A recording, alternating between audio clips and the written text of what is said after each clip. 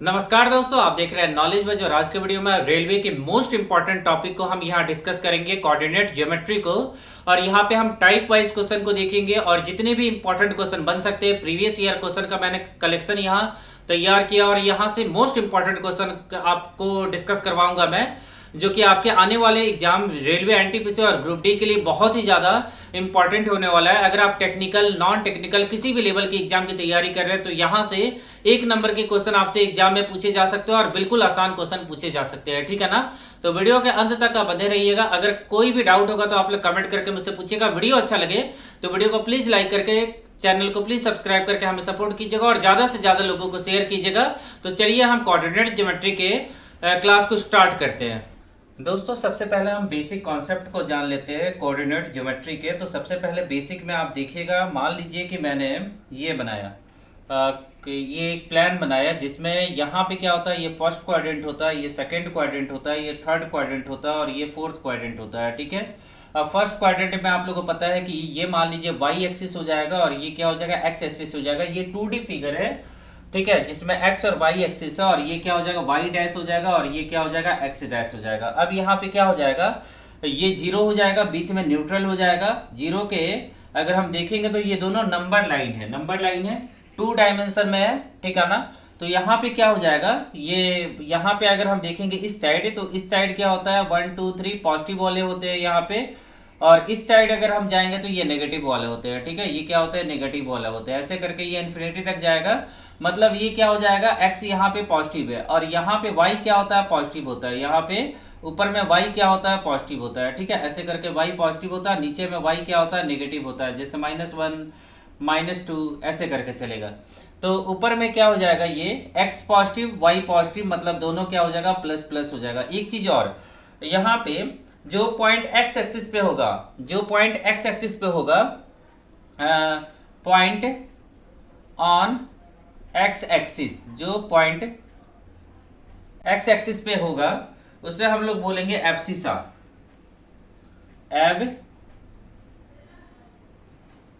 Abscissa, ठीक है। इस पॉइंट को क्या बोला जाएगा, एब्सिसा बोला जाएगा, ठीक है। हिंदी में बोला जाएगा भुज, हिंदी में क्या बोला जाएगा, भुज बोला जाएगा। और जो पॉइंट y एक्सिस पे होगा, जो पॉइंट y एक्सिस पे होगा उसको हम लोग बोलेंगे, जो भी पॉइंट y एक्सिस पे होगा उसको हम लोग क्या बोलेंगे, उसको हम लोग बोलेंगे ऑर्डिनेट, ऑर्डिनेट। तो ये आप लोग समझिएगा, एब्सिसा, ऑर्डिनेट मतलब भुज और कोटि। हिंदी में एक्स एक्सिस वाले पॉइंट को बोलेंगे भुजे और वाई एक्सिस वाले पॉइंट को बोलेंगे कोटि। ऑर्डिनेट का मतलब कोटि होता है और एब्सिसा का मतलब भुज होता है। तो ये भी यहाँ से भी क्वेश्चन पूछा जा सकता है कि इसमें से आपको कोटि बताना है, भुज बताना है, तो ऐसा पूछा जा सकता है। उसके बाद ये प्लस प्लस हो गया, यहाँ पे y प्लस है, x नेगेटिव है, तो सेकंड क्वाड्रेंट में x से पहले आएगा कॉमा प्लस, मतलब माइनस प्लस हो जाएगा। उसके बाद y x नेगेटिव, y भी नेगेटिव, थर्ड में दोनों क्या हो जाएंगे, नेगेटिव हो जाएंगे।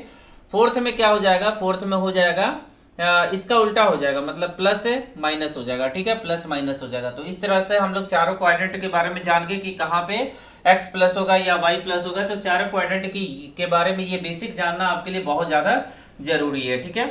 अब उसके बाद अगर हम देखें, यहाँ पे ये दोनों एक दूसरे के परपेंडिकुलर है, x और y एक दूसरे की क्या है, परपेंडिकुलर होने चाहिए। और भी कुछ इंपॉर्टेंट पॉइंट को हम जानते हैं यहाँ पे, ठीक है। तो ये तो बेसिक हो गया, इतना आप लोग को बेसिक पता होगा। आगे हम देखते हैं अगले पॉइंट को। अगले पॉइंट में आप देख सकते हैं कि यदि a तथा b दो ऐसे बिंदु है जिनका नियतांक क्रमशः, मान लीजिए कि इस तरह का कोई फिगर है, ठीक है ना, इस तरह का कोई फिगर है, यहाँ पे ये y हो गया, यहाँ पे ये x हो गया, ठीक है। अब मान लीजिए कि यहाँ पे एक पॉइंट है a और b, नियतांक मतलब मान लीजिए पॉइंट है a और b, ये चीज आप लोग को दिख रहा है, a और b जो मैंने लिखा, a और b।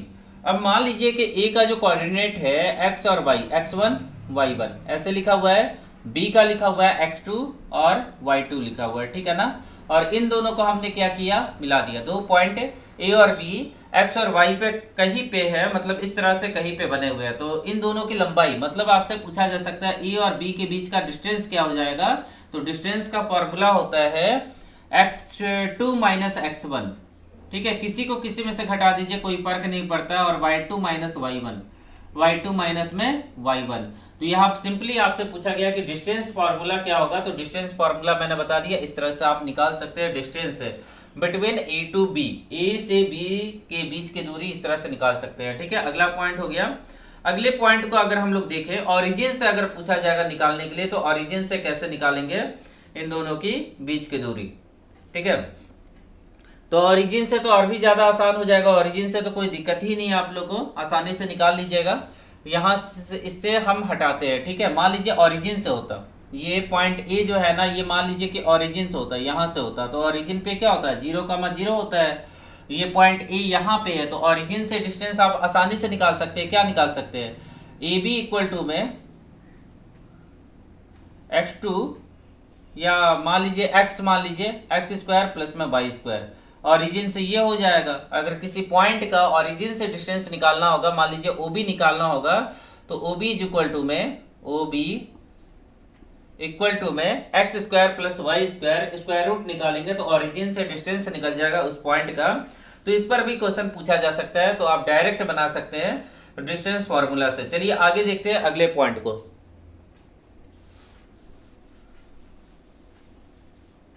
देखिएगा अगला पॉइंट यहाँ पे है कि मान लीजिए कि कुछ इस तरह का फिगर है, इसको मैं समझाता हूँ कि यहाँ क्या लिखा हुआ है कि यदि दो बिंदु इस प्रकार है कि जिनका नियतांक, जिनका पॉइंट दिया हुआ है x1 y1 और x2 y2 को मिलाने वाली रेखा का स्लोप आपको निकालना है कि स्लोप क्या होगा ये आपको बताना। अब स्लोप क्या होता है उसके बारे में हम बात करते हैं। मान लीजिए ये x है, ये y है, ये x हो गया, ये y हो गया, और ये y डैश हो जाएगा और ये x डैश हो जाएगा।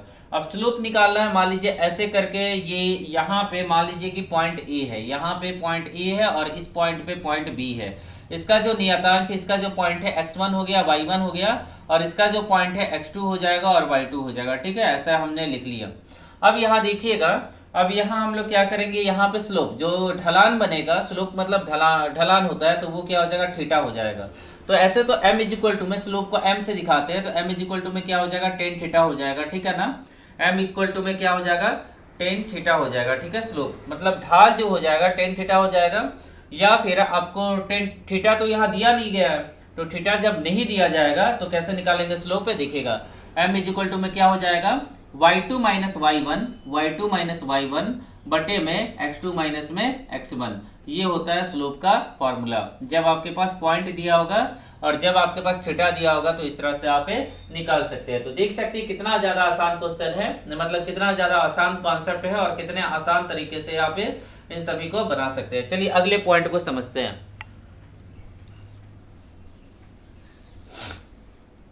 देखिएगा अगला पॉइंट, अगले पॉइंट में आपसे पूछा गया है कि मान लीजिए फिगर इस तरह का है, ठीक है, और सेम इसी तरह पॉइंट कोई है, मान लीजिए यहाँ पे A दिया हुआ है, यहाँ पे B दिया हुआ है, ठीक है, और यहाँ x1 हो गया और यहाँ y1 हो जाएगा, और यहाँ मान लीजिए x2 हो गया और यहाँ y2 हो गया। ठीक है, दो पॉइंट हो गए उनके।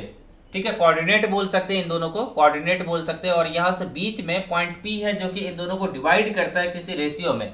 मान लीजिए कि ये m और ये n रेशियो में डिवाइड करता है, किसी अनुपात में डिवाइड करता है, किसी अनुपात में ये क्या करता है डिवाइड करता है। और इसका जो नियतांक है, इसका जो कोऑर्डिनेट है x और y हो जाएगा, इसका कोऑर्डिनेट क्या हो जाएगा x, y हो जाएगा। तो यहाँ तक आप लोगों को समझ में आ गया होगा कि x और y क्या हो जाएगा नियतांक हो जाएगा।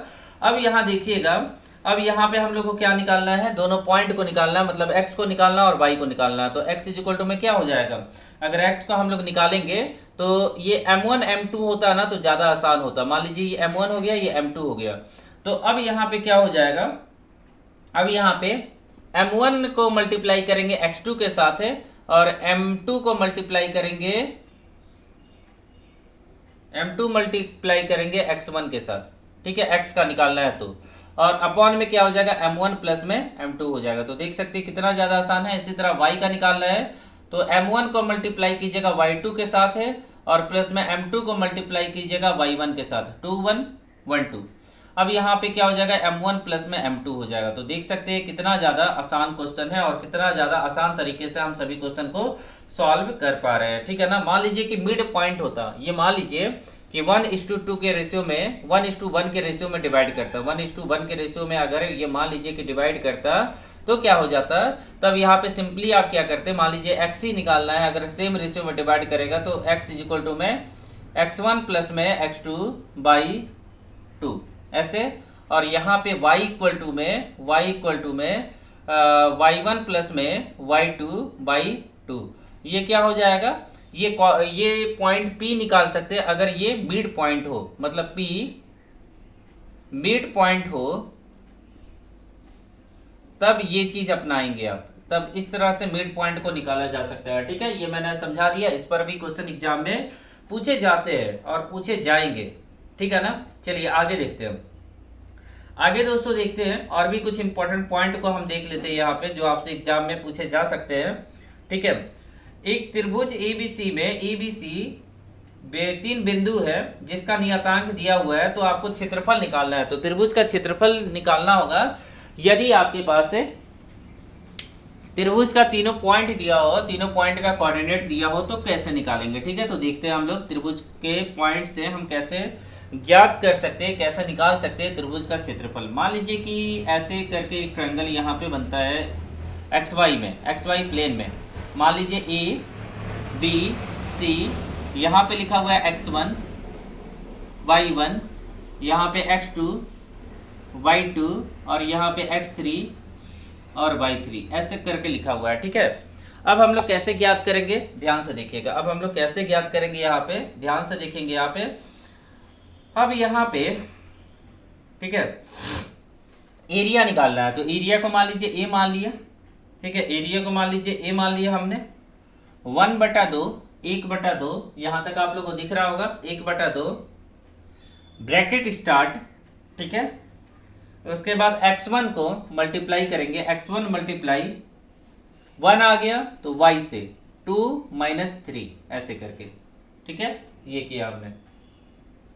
उसके बाद प्लस x2 मल्टीप्लाई 2 आ गया, तो 2 आ गया तो क्या आएगा, 2 के बाद 3, 1 के बाद 2, 2 के बाद 3, तो y3 माइनस y1 होगा, क्योंकि x2 आ चुका है तो 1 ही आएगा।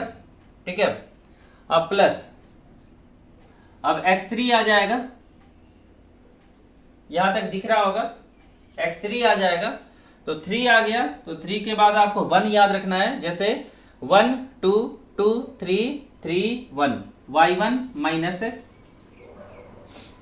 3 है ना, तो 2 हो जाएगा। ऐसे करके आप याद कर सकते हैं इसके फॉर्मूले को। ठीक है, तो देख सकते हैं कि इस तरह से आप क्या कर सकते हैं, ट्रायंगल के एरिया को आप निकाल सकते हैं। ठीक है, एग्जाम में पूछा जाएगा।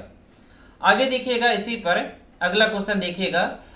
एक त्रिभुज ABC में 3 पॉइंट है ABC। ठीक है, आपके पास क्या दिए गए, 3 पॉइंट दिए गए ABC, और इसका तीनों पॉइंट दिया गया है। ठीक है, माध्यिका के कटान बिंदु, उसके गुरुत्व केंद्र का नियतांक P है। ठीक है, तो आपको निकालना है P का कोऑर्डिनेट निकालना। मान लीजिए कि माध्यिका कैसा होगा, माध्यिका ऐसा होगा, ये भुजा को क्या करेगा, डिवाइड करेगा, और यहाँ पे कोई पॉइंट P है जिसका कोऑर्डिनेट क्या है, x और y हो जाएगा, जिसका कोऑर्डिनेट क्या हो जाएगा, x और y।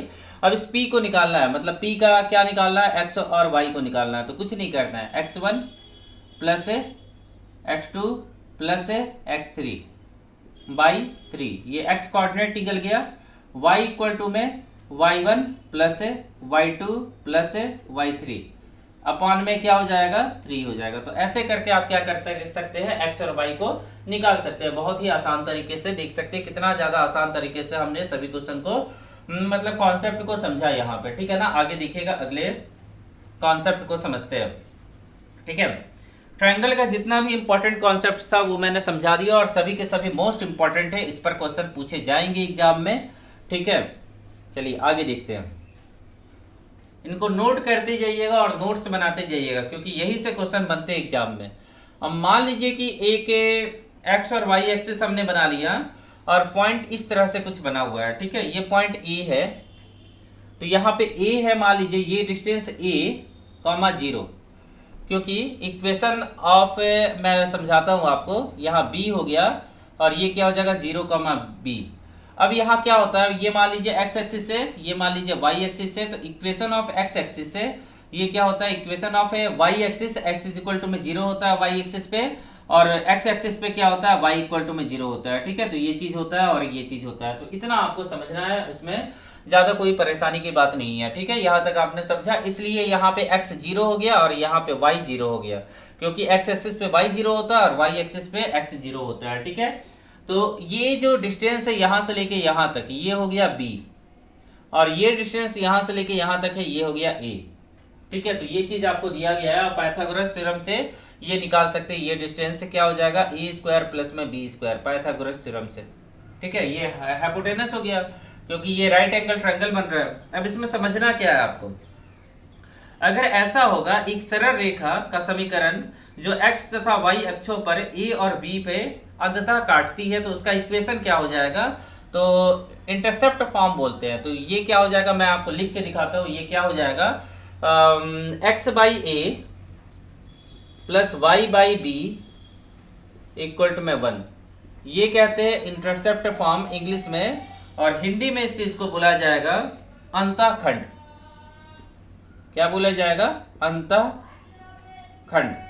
ठीक है, तो इस तरह से आप क्या कर सकते हैं, अंतःखंड को निकाल सकते हैं या इंटरसेप्ट फॉर्म का इक्वेशन को लिख सकते हैं। तो ये क्वेश्चन एग्जाम में पूछा जा सकता है, इस तरह का क्वेश्चन। ठीक है, आगे देखते हैं, अगले कॉन्सेप्ट को समझते हैं हम लोग। ठीक है, अगले कॉन्सेप्ट को समझते हैं। यहाँ पे देखिएगा आगे क्या है, यहाँ पे ध्यान से समझिएगा। इस चीज को मैं हटा देता हूं यहां से।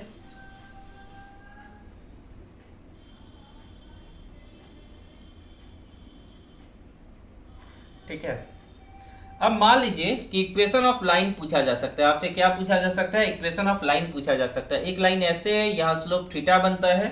ठीक है, और ये डिस्टेंस जो हो गया, ये डिस्टेंस को कांस्टेंट मतलब c बोला जाता है। ऐसे जो डिस्टेंस हो गया उसको c बोला जाता है, कितना भी हो सकता है, तो उसको c पे c माना जाता है। और ये x और y एक्सिस पे कहीं काटता है, तो यहाँ m इज इक्वल टू में जो ढलान हो जाएगा, स्लोप हो जाएगा, वो कितना हो जाएगा, टेन थीटा। इस चीज़ को हम लोग बोलेंगे स्लोप।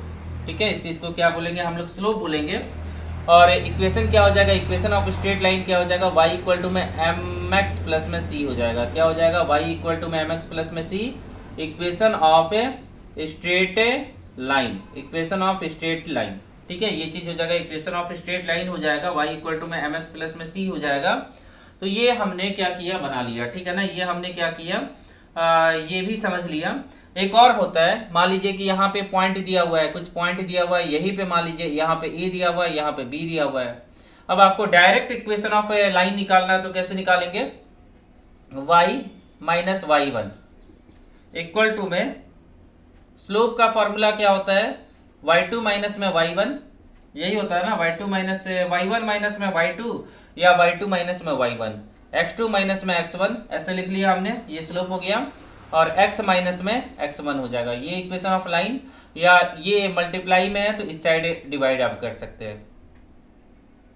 यही लिखिए, कोई दिक्कत नहीं है, आपको समझ में आ जाएगा। y इक्वल टू में एम एक्स प्लस में c, ये भी इक्वेशन ऑफ स्ट्रेट लाइन ही होता है, और इन दोनों पे आपको क्वेश्चन पूछा जा सकता है कि किसी स्ट्रेट लाइन का इक्वेशन निकाल के बताएं। बहुत कम चांस है पूछा जाए, रेलवे के एग्जाम में हो सकता है कि क्वेश्चन को टफ करना होगा, तो इससे पर भी क्वेश्चन पूछा जा सकता है एग्जाम में। ठीक है, अब आगे अगर हम समझे यहाँ पे, ठीक है, आगे अगर हम लोग समझे, एक और अंतिम पॉइंट बचा हुआ है, उसको भी हम लोग समझते हैं। इस चीज को हम हटा लेते हैं यहां से। अब मान लीजिए कि कोई स्ट्रेट लाइन है, ठीक है, और यहाँ पे कोई पॉइंट P है जो कि इनको क्या करता है, कट करता है, जो कि इनको क्या करता है, ऐसे करके कट करता है। किस रेशियो में कट करता है, m1 m2 के रेशियो में। ठीक है, मतलब स्ट्रेट लाइन के ऊपर नहीं है, स्ट्रेट लाइन के बाहर वो पॉइंट है जो इनको कट करता है। ठीक है, तो इसका फॉर्मूला क्या हो जाएगा, अगर हम लोग P का x और y कोऑर्डिनेट निकाले, मतलब अगर पॉइंट P को का कोऑर्डिनेट को ज्ञात करें, तो यहाँ क्या हो जाएगा, x is equal to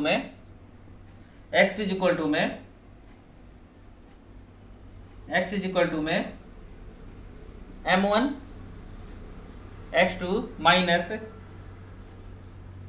m2 x1 by m1 minus में m2। ठीक है, ये हो जाएगा, और y इक्वल टू में सेम वही फॉर्मूला, केवल माइनस आ जाएगा और कुछ नहीं हो जाएगा। m1 y2 minus m2 y1 बटे में m1 माइनस में m2। ये हो गया हम लोग का क्या फॉर्मूला हो जाएगा। ठीक है, मतलब कोई पॉइंट अगर एक्सटर्नली स्ट्रेट लाइन को कट करता है तो इस फॉर्मूला का हम लोग यूज करने वाले हैं। ठीक है, तो जितने भी दोस्तों इंपॉर्टेंट कॉन्सेप्ट थे वो हमने समझ लिया, अब यहाँ कुछ भी नहीं बचा। ठीक है ना, अब अगर क्वेश्चन में कुछ आता है तो उसको हम बाद में समझने की कोशिश करेंगे। ठीक है, चलिए अब हम क्वेश्चन को देखते हैं इसके बाद। ठीक है, जो मोस्ट इंपॉर्टेंट कोऑर्डिनेट ज्योमेट्री में जो पॉइंट आपको जानने थे वो हमने जान लिया अभी। अब हम लोग क्वेश्चन पर आते हैं। अब दोस्तों हम देख लेते हैं कि रेलवे के एग्जाम में किस प्रकार से क्वेश्चन पूछे जाते हैं और टाइप वाइज हम क्वेश्चन को यहाँ देखेंगे, क्योंकि कोऑर्डिनेट ज्योमेट्री में आपको प्रीवियस ईयर क्वेश्चन जानना बहुत जरूरी है, वो भी टाइप वाइज किस टाइप के क्वेश्चन पूछे जाते हैं, क्योंकि यहाँ से ज्यादा क्वेश्चन आपको एग्जाम में देखने को नहीं मिलेंगे, बहुत ही गिने चुने क्वेश्चन देखने को मिलेंगे। और जितना मैंने आपको फॉर्मूला बताया, कॉन्सेप्ट क्लियर किया, उसी के हिसाब से क्वेश्चन आपको देखने को मिलेंगे। जितने भी अभी लेटेस्ट एग्जाम हुए सभी का प्रीवियस ईयर क्वेश्चन का यहाँ कलेक्शन आप देख सकते हैं कि मैंने तैयार किया, वो भी टाइप वाइज है। तो टाइप वाइज आपको यहाँ से मैं जो भी क्वेश्चन बताऊंगा उससे बहुत ज़्यादा फायदा होने वाला और इससे बाहर आने वाले एग्जाम में पूछा नहीं जाएगा। ठीक है, इन्हीं सब टाइप पे आपसे क्वेश्चन पूछा जाएगा। तो चलिए हम पहले क्वेश्चन को देखते हैं, टाइप 1, क्वेश्चन नंबर 1। क्वेश्चन देखिएगा, उस बिंदु का निर्देशांक ज्ञात कीजिए जो बिंदु -4,4 और 4,0 को मिलाने वाली रेखाखंड को आंतरिक रूप से 3:1 के अनुपात में विभाजित करती है। मतलब कुल मिला के ऐसा कुछ लाइन दिया हुआ है। ठीक है, ऐसा कुछ लाइन दिया हुआ है और यहाँ पे ये जो विभाजित करती है कितना अनुपात में, 3:1 है। 3:1 मान लीजिए पॉइंट P है यहाँ पे, मान लीजिए यहाँ पे पॉइंट P है, इसका निर्देशांक हम लोग को पता नहीं है, मतलब निर्देशांक मतलब कोऑर्डिनेट इसका पता नहीं है, और पॉइंट हम लोग को पता है 2 पॉइंट। मान लीजिए यहाँ पे पॉइंट A था, -4,4 था, और यहाँ पे पॉइंट B है जिसका वैल्यू कितना दिया हुआ है, जिसका वैल्यू दिया हुआ है यहाँ पे, जिसका वैल्यू कितना दिया हुआ है, 4,0 दिया हुआ है। कितना दिया हुआ है, 4,0 दिया हुआ है। अब यहाँ पे हमने ये ज्ञात कर लिया। उसके बाद अगर हम लोग देखें यहाँ पे तो हम लोग को क्या करना है कि इस P का निर्देशांक ज्ञात करना है जो कि इसको 3:1 में विभाजित करता है। अब मैंने फॉर्मूला क्या बताया था, x निकालने का फार्मूला होता है, मान लीजिए कि ये m1 हो गया, ये m1 हो गया और ये क्या हो गया, m2 हो गया।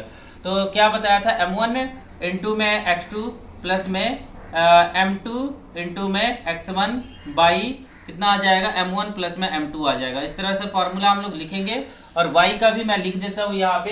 ठीक है, y का भी मैं लिख देता हूँ, y इज इक्वल टू में क्या होता है, एक बार मैं फॉर्मूला लिखूंगा, आप लोग नोट करके रख लीजिएगा, इसी पर हमें बाकी सभी क्वेश्चन बनाना है तो इस पे हम बैठाते जाएंगे। अब तो यहाँ पे क्या हो जाएगा, m1 इंटू y2 प्लस में m2 इंटू y1 बाई क्या हो जाएगा, m1 प्लस में m2 हो जाएगा। ठीक है, यहाँ तक आप लोगों को समझ में आ गया होगा।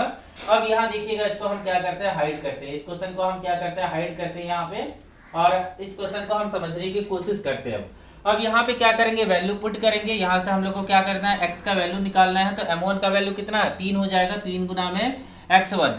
x2 कितना हो जाएगा, x2 ये वाला पॉइंट है, ये वाला पॉइंट हो जाएगा, ये x2 हो जाएगा, तो यहाँ 4 हो जाएगा, प्लस में m2 कितना दिया हुआ है, 1 दिया हुआ है। m2 कितना दिया हुआ है, 1 दिया हुआ है। ठीक है, तो प्लस को हम सही से लिख लेते हैं, m2 1 दिया हुआ है, 1 गुना में x1 कितना दिया है, -4 दिया, तो -4, और ये 3 प्लस में 1 4 होता है, 3 प्लस में 1 4 होता है। बस इसको सॉल्व कीजिएगा तो कितना आ जाएगा, इसको सॉल्व करेंगे तो 4 12 में से 4 जाएगा, तो 12 - 4 बाई 4 हो जाएगा। तो यहाँ हो जाएगा 8/4 मतलब 2 हो जाएगा। यहाँ पे वैल्यू कितना आ जाएगा, x का 2 आ जाएगा।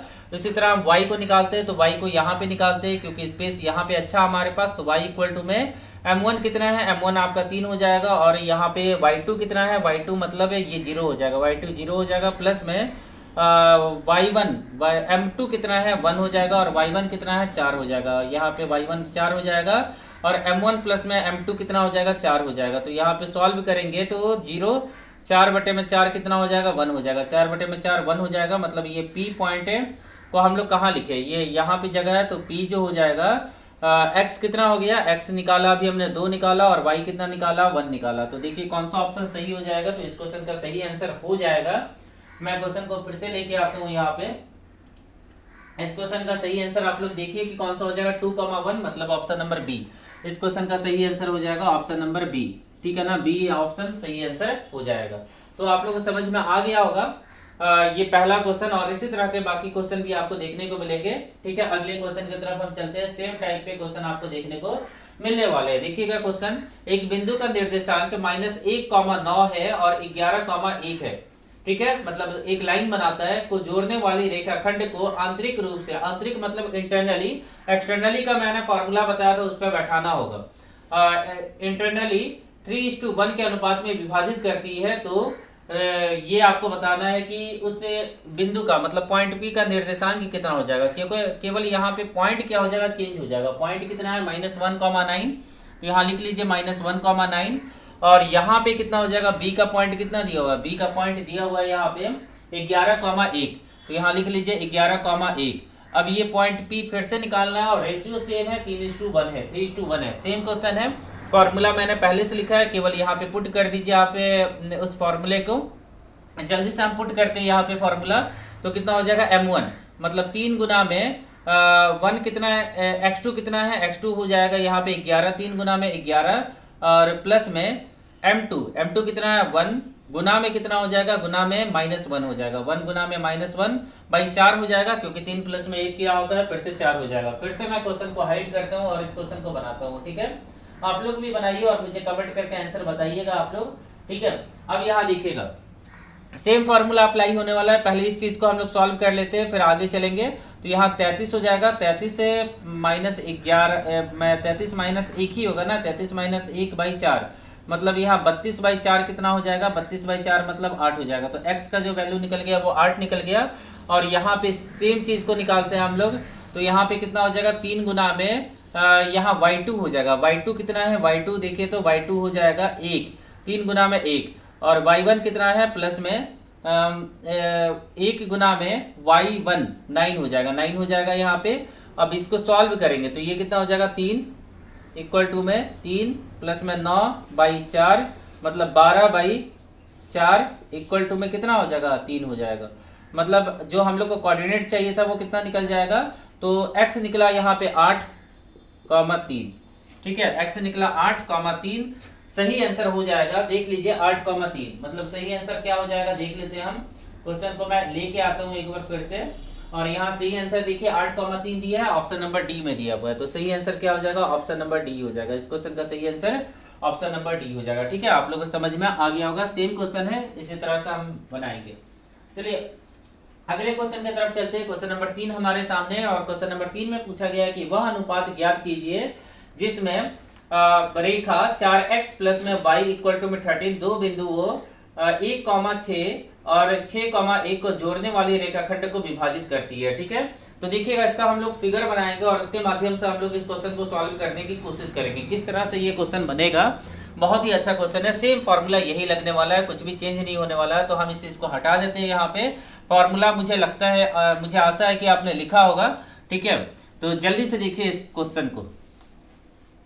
ठीक है, अगर आप लोग को वीडियो अच्छा लग रहा हो तो वीडियो को प्लीज लाइक करके, चैनल को प्लीज सब्सक्राइब करके हमें सपोर्ट कीजिएगा। चलिए इस क्वेश्चन को देखते हैं। क्वेश्चन नंबर 3 हमारे सामने है, और यहाँ फिगर क्या बनेगा, कुछ ऐसा फिगर बन जाएगा। और यहाँ P क्या करता है कि इसको डिवाइड करता है किसी रेशियो में, मतलब x और y हो जाएगा यहाँ पे, और किसी रेशियो में डिवाइड करता है। वही आपको निकालना है यहाँ पे, किस अनुपात में विभाजित करता है ये निकालना है। वह अनुपात ज्ञात कीजिए जिसमें रेखा इतना दो बिंदुओं को, अब दो बिंदु मान लीजिए कि यहाँ पे बिंदु A हो गया और इसका कोऑर्डिनेट हो गया 1,-6 हो गया, और दूसरा बिंदु B हो गया और इसका जो कोऑर्डिनेट है ये कितना हो जाएगा, 6,1 हो जाएगा। यहाँ कितना हो जाएगा, 6,1 हो जाएगा, 6,1 हो जाएगा। अब यहाँ पे क्या बोला गया है कि जोड़ने वाले रेखा को विभाजित करता है, इसको जोड़ने वाले रेखा को विभाजित करता है, ये आपको निकालना है। तो कैसे निकालेंगे हम लोग, देखिएगा, ध्यान से देखिएगा आप लोग। बहुत ही आसान तरीके से हम लोग इस क्वेश्चन को सॉल्व करने वाले हैं यहाँ पे।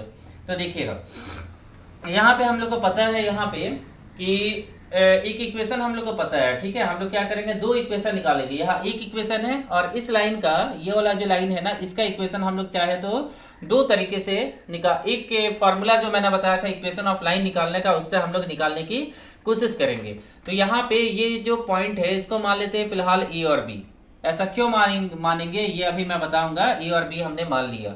अब इक्वेशन ऑफ लाइन क्या होता है, अगर इस लाइन का इक्वेशन निकालना है, ए बी लाइन का इक्वेशन निकालना है, इक्वेशन ऑफ ए बी, हम लिख लेते हैं यहाँ पे इक्वेशन ऑफ ए बी। अब इक्वेशन ऑफ ए बी क्या होता है आप लोग ध्यान से देखिएगा, इक्वेशन ऑफ ए बी हम लोग कैसे निकालेंगे। तो यहाँ पे हो जाएगा y माइनस में y1, ठीक है, कॉन्सेप्ट जब मैं बता रहा था तो इस चीज को मैंने बताया था। और y2 माइनस में y1, y2 माइनस में y1 मतलब स्लोप का फॉर्मूला लिखेंगे x2 माइनस में x1, ठीक है, इनटू में क्या होता है x माइनस में x1। इसी फॉर्मूले का भी हम यूज करने वाले हैं और इक्वेशन लिखने वाले हैं, ठीक है। कैसे लिखेंगे आप देखिएगा, नीचे चलते हैं, नीचे लिखते हैं, स्पेस है हमारे पास है। और इस क्वेश्चन को फिलहाल हम हाइड कर देते हैं क्योंकि मैंने पूरा क्वेश्चन लिख दिया है बोर्ड पे, ठीक है। अब देखिए, अब यहाँ पे क्या हो जाएगा, y का तो वैल्यू हम लोग को पता नहीं है, x y1 का वैल्यू देखिए, y1 का वैल्यू हो जाएगा यहाँ पे y1 का वैल्यू 6 है, y माइनस में 6 है। और यहाँ पे y2 का वैल्यू देखिए तो y2 का वैल्यू हो जाएगा y2, तो y2 ये वाला हो जाएगा, y1 ये हो जाएगा, मतलब 6 माइनस में 1, या 1 माइनस में 6 कीजिए या 6 माइनस में 1 कीजिए, उल्टा कर लीजिएगा तो गलत नहीं होगा, कोई दिक्कत नहीं होगा, ठीक है। और यहाँ पे x2 माइनस में x1 मतलब 6 माइनस में 1 हो जाएगा, यहाँ पे 6 माइनस में 1 हो जाएगा। और मल्टीप्लाई में x माइनस में x1 मतलब 1 हो जाएगा, ठीक है, x माइनस में x1 हो जाएगा। अब यहाँ पे क्या हो जाएगा, अब यहाँ पे क्या हो जाएगा देखिएगा, y माइनस में 6 हो जाएगा, y माइनस में 6 हो जाएगा। और यहाँ पे -5 हो जाएगा, -5 हो जाएगा, और यहाँ पे +5 हो जाएगा, मतलब कट के जो आपका स्लोप आ जाएगा -1 आ जाएगा, और यहाँ x माइनस में 1 हो जाएगा। अब यहाँ पे y माइनस में 6 है इक्वल टू में -x है +1, ठीक है। इसको सॉल्व करेंगे तो ये हो जाएगा, मतलब y(x) plus y equal to में कितना आ जाएगा, -5 हो जाएगा, ठीक है। ये इक्वेशन नंबर 2 हो जाएगा। और इक्वेशन नंबर 1 हमने क्या माना है वो अभी हम बताते हैं। पहले इस इक्वेशन को देख लीजिएगा आप लोग कि मैंने सही किया है कि गलत किया है, ठीक है ना। ये +7 होगा ना, क्योंकि ये इस साइड जाएगा तो प्लस हो जाएगा, तो यहाँ +7 होगा। देखिए थोड़ा सा गलत हो गया था, +7 हो जाएगा। अब ये सही है, ये दूसरा इक्वेशन हो गया हमारे पास। और पहला इक्वेशन क्वेश्चन में दिया गया है। पहला इक्वेशन क्या है देखिएगा, पहला इक्वेशन लिखा हुआ है क्वेश्चन में। पहला इक्वेशन नीचे ही लिख देता हूँ, 4x प्लस में y इक्वल टू में 13, ये पहला इक्वेशन है, ये क्वेश्चन में दिया गया। अब सॉल्व कीजिए, सॉल्व, ठीक है। यहाँ नहीं दिख रहा आप लोग को, यहाँ पे हम सॉल्व करते हैं, यहाँ पे लिखते हैं सॉल्व इक्वेशन 1 एंड 2। इक्वेशन 1 और 2 को सॉल्व करने आप लोग को आता है। क्या करेंगे, इस इक्वेशन को 4 से मल्टीप्लाई करेंगे, और हम लोग क्या करेंगे, इस इक्वेशन को 4 से मल्टीप्लाई करेंगे और इसमें से घटा देंगे। तो आप लोग को एलिमिनेशन मेथड से सॉल्व करने आता होगा, आप लोग सॉल्व कर लीजिएगा।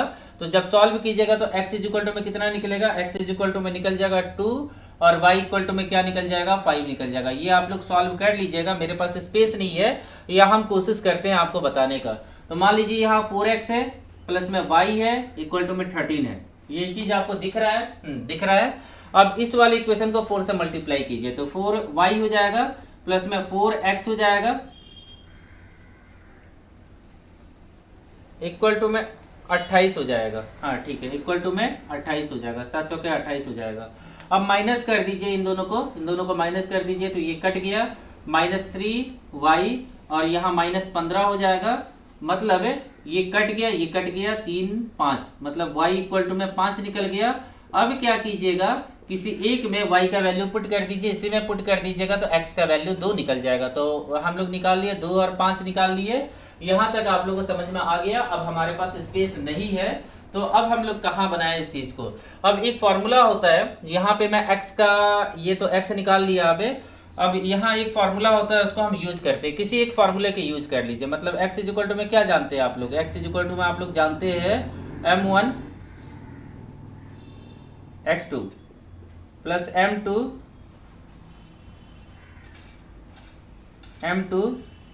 x1 और m1 प्लस में m2, ठीक है।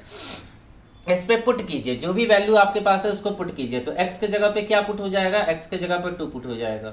m1 हम लोग को पता है, नहीं पता है। x2 हम लोग को पता है, x2 हम लोग को पता है। देखिए x2 कहाँ पे है, यहाँ पे x2 हो जाएगा, ये वाला पॉइंट है, ये वाला पॉइंट x2 है, तो ये गुना में 6 हो जाएगा, ठीक है। और यहाँ m2 हम लोग को नहीं पता है, बट हम लोग को क्या पता है, बट हम लोग को पता है क्या पता है, M2 के साथ x1 चाहिए, मतलब ये 1 पता है हम लोग को, तो 1 हमने लिख लिया और बाकी कुछ भी नहीं पता है, इसी को हम लोग को सॉल्व करना है। तो अब हम कहाँ से हटा दें, अब हम हटा सकते हैं यहाँ पे इस चीज़ को हटा सकते हैं, ये सॉल्व करने आप लोग को आता होगा, बचपन में क्लास 9 में आपने सॉल्व किया है, ठीक है। हमारे पास इतना ही स्पेस बचा हुआ है तो हम इसी में सॉल्व करेंगे। तो यहाँ 2 इंटू में, ठीक है, अच्छे से क्लियर कर देते हैं ताकि आप लोग को दिखे। बहुत ही लंबा क्वेश्चन बन गया और ये आसान क्वेश्चन है, बट 2m1 प्लस में 2m2 इक्वल टू में 6m1 प्लस में m2, ये आपने लिखा। अब इसको एक साइड ले जाके सॉल्व कीजिए, तो m1 को m1 से घटाएगा तो 4m1 आ जाएगा और यहाँ पे क्या आ जाएगा, केवल m2 आ जाएगा। अब यहाँ पे m1 बटे में m2, m1 बटे में m2 इक्वल टू में 1/4 हो जाएगा। क्या आ जाएगा, 1/4 आ जाएगा, ठीक है। यहाँ तक आप लोगों को दिख रहा है, तो दिख रहा होगा मुझे लगता है। तो ये रेशियो आ जाएगा 1:4 रेशियो में ये डिवाइड करेगा। तो यही पूछ रहा था कि ये 1 अनुपात, ये 4 अनुपात है, तो यही रेशियो आपसे पूछा जा रहा था कि किस रेशियो में डिवाइड किया जाएगा, मतलब ये स्ट्रेट लाइन जो था, ये इस स्ट्रेट लाइन को किस रेशियो में डिवाइड करेगा, ये क्वेश्चन था। तो ये आप लोगों को समझ में आ गया होगा और क्वेश्चन नंबर 3 को हमने काफी अच्छे तरीके से सॉल्व किया। चलिए अगले क्वेश्चन की तरफ चलिएगा, अगले क्वेश्चन की तरफ आप लोग चलिएगा, क्वेश्चन नंबर 4 की तरफ। और क्वेश्चन नंबर 4 भी सेम है। दो बिंदु -1,0 और 2,6 से जुड़े हुए रेखाखंड को आंतरिक रूप से 2:1 में विभाजित बिंदु में विभाजित किया जाता है। मतलब यहाँ आपको बताना है कि वो कोऑर्डिनेट बताना है, मतलब P बताना है। मैं आपको फिगर से बताता हूँ, आप लोग आसानी से बना लेंगे। और इस क्वेश्चन को मैं नहीं बनाऊंगा क्योंकि ऐसा क्वेश्चन मैंने काफी बना दिया, अभी 1-2 क्वेश्चन आपको समझा दिया। अब कोशिश कीजिए कि आप बनाइए, ठीक है ना। मैं केवल आंसर आप लोग को बता दूंगा, ये आप लोग का होमवर्क रहा, ये आप लोग खुद से बनाएंगे। ये क्वेश्चन नंबर 4 है हम लोग के पास है। और यहाँ पे देखिएगा, ये पॉइंट ए हो गया, पॉइंट बी हो गया, और यहाँ पे क्या पूछा गया है कि ये पॉइंट ए -1,0 दिया हुआ है और पॉइंट बी आपको दिया गया है, पॉइंट बी आपको 2,6 दिया गया है। कितना दिया गया, 2,6। अब कोई पॉइंट बीच में पी दिया हुआ है, पी पॉइंट है जो कि इन दोनों को 2:1 में विभाजित करता है, 2:1 में इंटरनली विभाजित करता है, आंतरिक रूप से। नहीं भी लिखा होगा तो मानना आंतरिक रूप से, और एक्सटर्नली अगर लिखा होगा, बाह्य बिंदु है, तो वो आपको लिखा होगा क्वेश्चन में, ठीक है। इंटरनल आपको हो सकता है कि क्वेश्चन में ना दिया हो, तो आपको यही P का x और y निकालना है। तो पहला क्वेश्चन मैंने बताया था और इस टाइप का काफी क्वेश्चन बता दिया, तो आप लोग बना लीजिएगा। मैं केवल आप लोग को आंसर बता देता हूं कि इस क्वेश्चन का आंसर कितना होगा, क्वेश्चन नंबर 4 का।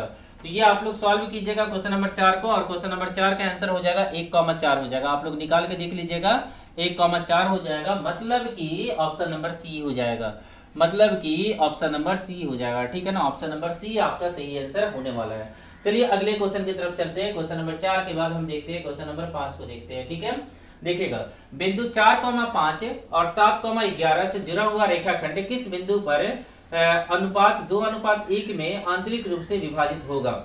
सेम क्वेश्चन है, पांचवा भी सेम क्वेश्चन है जैसा अभी हमने इस क्वेश्चन को बनाया, सेम क्वेश्चन है।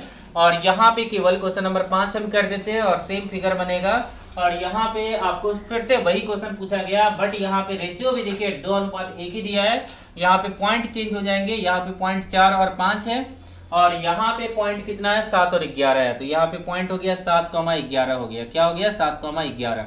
अब यहाँ देखिएगा, यहाँ पे जो x का यहाँ पे जो आंसर आएगा वो मैं सीधा बता देता हूँ, ये भी आप लोग का होमवर्क रहेगा। यहाँ पे आंसर आपका आ जाएगा 6,9 आ जाएगा। फॉर्मूला मैंने पहले क्वेश्चन में बता दिया, उसी को अप्लाई करना है, ठीक है। आप लोग बना लीजिएगा। अगला क्वेश्चन देखिएगा, क्वेश्चन नंबर 6 को भी देखिएगा, सेम पैटर्न पे होगा, तो मैं नहीं बताऊंगा, मैंने इस टाइप का क्वेश्चन बता दिया। जो अलग होगा उसी क्वेश्चन को मैं बताऊंगा। उस बिंदु का निर्देशांक क्या होंगे जो बिंदु -7,6 और 5,0 को जोड़ने वाली रेखाखंड को 1:3 में विभाजित करती है। सेम क्वेश्चन है, कितना है, यहाँ पे अनुपात चेंज हो जाएगा। यहाँ पे अनुपात क्या है, 1:3, ठीक है। m1 m2 का वैल्यू दिया हुआ है और ये पॉइंट दिया हुआ है आपको। सेम क्वेश्चन है, इसका भी मैं आंसर बता दूंगा, आप लोग निकाल लीजिएगा। ये पॉइंट कितना दिया है, 5,0 दिया हुआ है, और अगला पॉइंट कितना दिया हुआ है, माइनस से नहीं, पहला पॉइंट दिया हुआ है माइनस से 7,6 दिया हुआ है, यही दिया है ना, 7,6 दिया हुआ है माइनस में, और यहाँ 5,0 दिया हुआ है। तो इस क्वेश्चन का आंसर मैं बता देता हूँ, आप लोग निकाल के देखिएगा। इस क्वेश्चन का आंसर आ जाएगा, यहाँ पे ये पॉइंट है -4 कॉमा 4.5 हो जाएगा। क्या आ जाएगा? -4 कॉमा 4.5 हो जाएगा। अगला क्वेश्चन देखिएगा, क्वेश्चन नंबर 7 की तरफ हम लोग चलते हैं।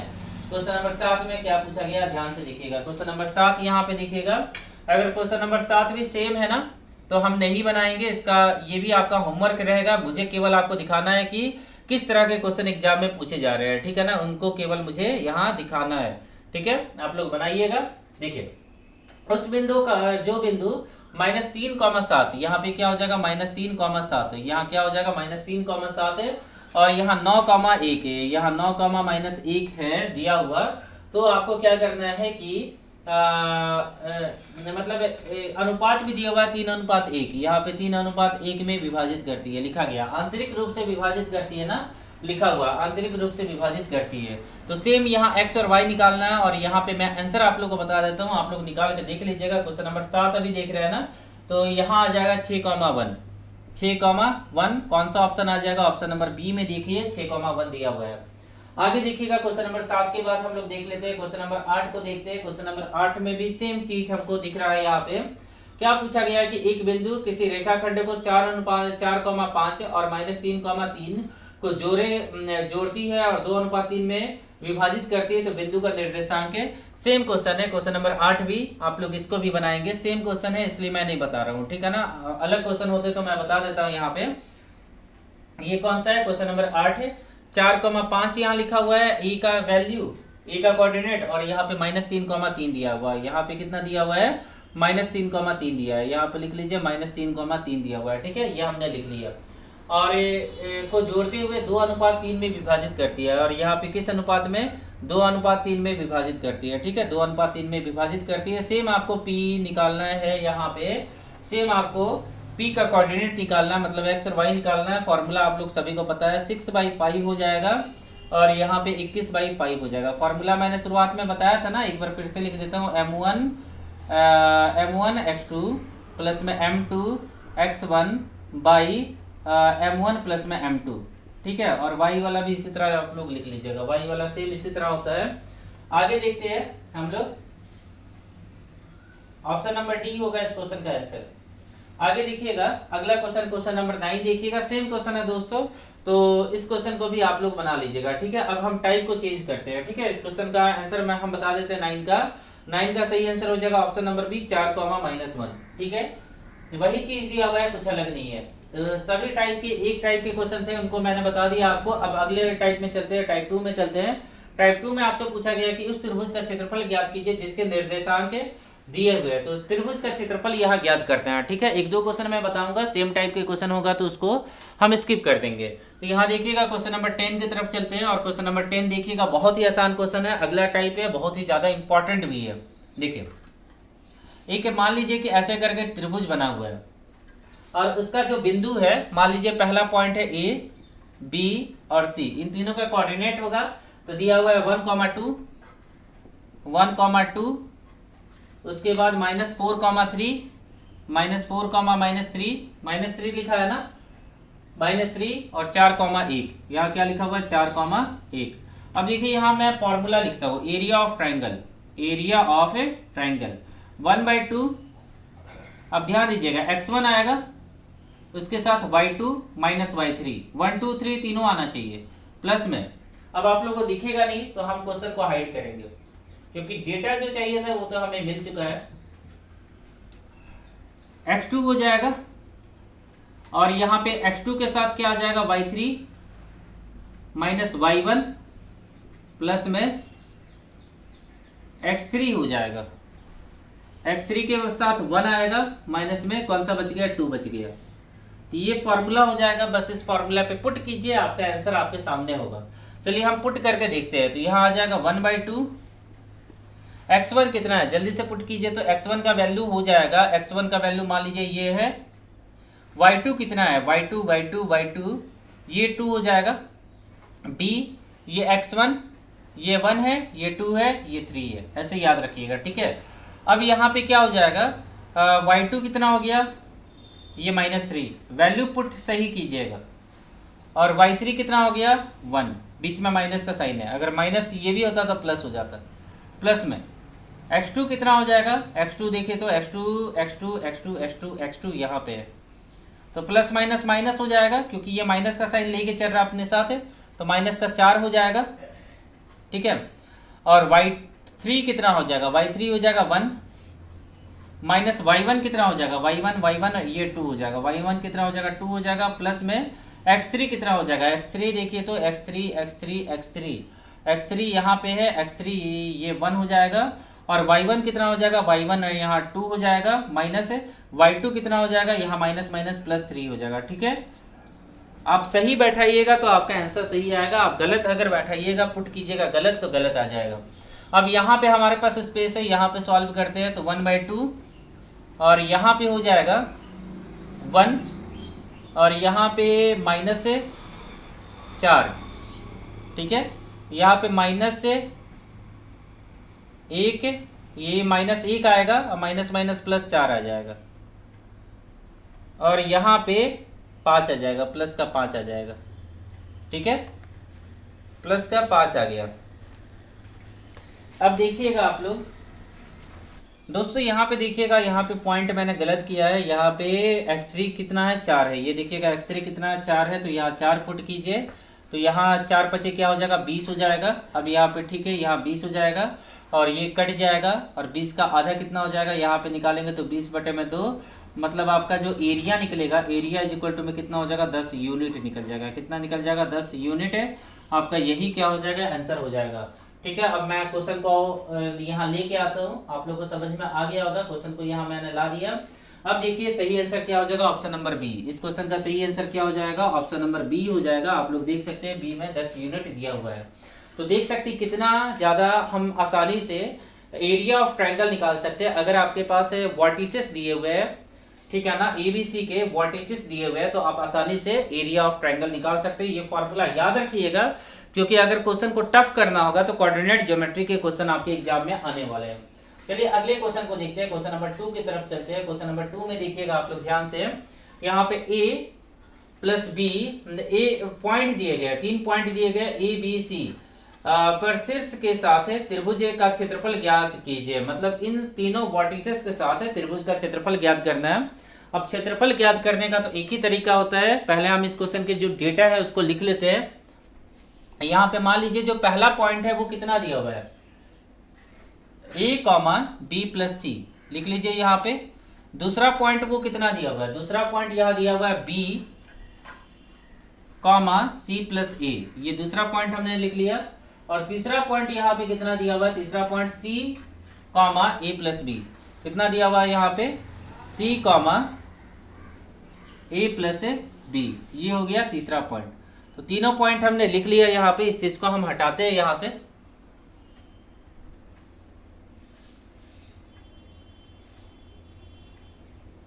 चलिए इस चीज को हमने यहाँ से हटा दिया।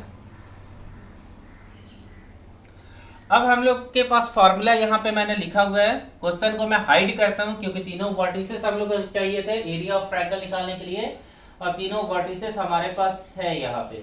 तो फॉर्मूला आपके सामने लिखा गया है, सेम फॉर्मूला को यूज करने वाले हैं हम यहाँ पे। और यहाँ पे ऑप्शन 0 भी दिया हुआ था, तो 0 खोजना है कि कहाँ पे ऑप्शन 0 था, क्योंकि ऐसे क्वेश्चन जहाँ एग्जाम में देखेंगे आपके पास टाइम कम है तो 0 पे सीधा लगा दीजिए, क्योंकि इस क्वेश्चन का आंसर भी 0 आने वाला है, ठीक है ना। आप देखिएगा कैसे हम सॉल्व करते हैं, यहाँ पे वैल्यू पुट करते हैं 1/2, और यहाँ पे हो जाएगा b का वैल्यू कितना है, b का वैल्यू देखिएगा यहाँ पे x1 कितना दिया हुआ है, x1 दिया हुआ है a, तो यहाँ पे हम लोग लिखेंगे a, x1 का वैल्यू a दिया हुआ है। उसके बाद y2 कितना दिया हुआ है, यहाँ पे c प्लस में a दिया हुआ है, तो ये लिख दिया हमने c प्लस में a, माइनस का साइन बीच में दिया हुआ है, और y3 खोजना है तो a प्लस b है, तो ये भी माइनस ये भी माइनस, ठीक है, ऐसा हमने लिखा। तो ये a से तो a कट जाएगा, फिर प्लस x2 कितना है, x2 खोजिएगा, x2 b हो जाएगा, x2 b हो जाएगा। और y3 माइनस y3 कितना है, y3 देखेंगे अगर हम लोग, y3 ये वाला है ना, y3 a प्लस b, ठीक है। आपको ध्यान देना है, जो पॉइंट है वो सही पुट करना है, जो वैल्यू है वो सही पुट करना है। y1 का वैल्यू देखिए, y1 का b प्लस c है तो माइनस में हो जाएगा, ठीक है। और x3 कितना है, x3 c है, ठीक है। y1 कितना है, y1 ये b प्लस c है, और उसके साथ हम लोग को y2 पुट करना है तो c माइनस a, क्योंकि साइन चेंज होगा, नेगेटिव दिया हुआ है ना, तो माइनस साइन से क्या होता है, जितने उल्टा हो जाता है साइन चेंज हो जाता है। अब जो कटेंगे उसको काटिए, ये कट गया, ये कट गया। हमें लगता है कि हमने वैल्यू सही पुट किया है, 1/2 हो जाएगा। उसके बाद क्या हो जाएगा, उसके बाद अगर हम लोग देखें तो यहाँ पे ब्रैकेट स्टार्ट होगा, c minus a, c minus b लिखा हुआ है, प्लस में b, अच्छा a तो मल्टीप्लाई भी होगा ना, a into c, a c minus a b, और यहाँ पे प्लस का ए बी माइनस का बी सी, और यहाँ पे प्लस का बी सी माइनस का ए सी। अब देखिए सब एक दूसरे से कट जाएंगे, मतलब आपका आंसर कितना आ जाएगा, 0 यूनिट। इस क्वेश्चन का आंसर कितना हो जाएगा, 0 यूनिट। तो देख सकते हैं कितना ज्यादा आसान तरीके से हमने क्वेश्चन नंबर 11 को बनाया। शायद ये क्वेश्चन नंबर 11 है, मैं क्वेश्चन को लेके आता हूँ अभी, ठीक है। क्वेश्चन नंबर 11, और इस क्वेश्चन का सही आंसर हो जाएगा ऑप्शन नंबर बी। इस क्वेश्चन का सही आंसर क्या हो जाएगा, ऑप्शन नंबर बी हो जाएगा, ठीक है ना। इस क्वेश्चन का सही आंसर हो जाएगा option number b, question number 11 का। तो फॉर्मूला अगर आप लोग को पता है तो आप लोग कोऑर्डिनेट ज्योमेट्री के क्वेश्चन को आसानी से बना सकते हैं, क्योंकि एग्जाम में क्वेश्चन आपके फॉर्मूला बेस्ड ही पूछे जाएंगे। अब देखिएगा क्वेश्चन नंबर 12, सेम क्वेश्चन है, वैल्यू पुट करना आप लोग बना लीजिएगा, बहुत ही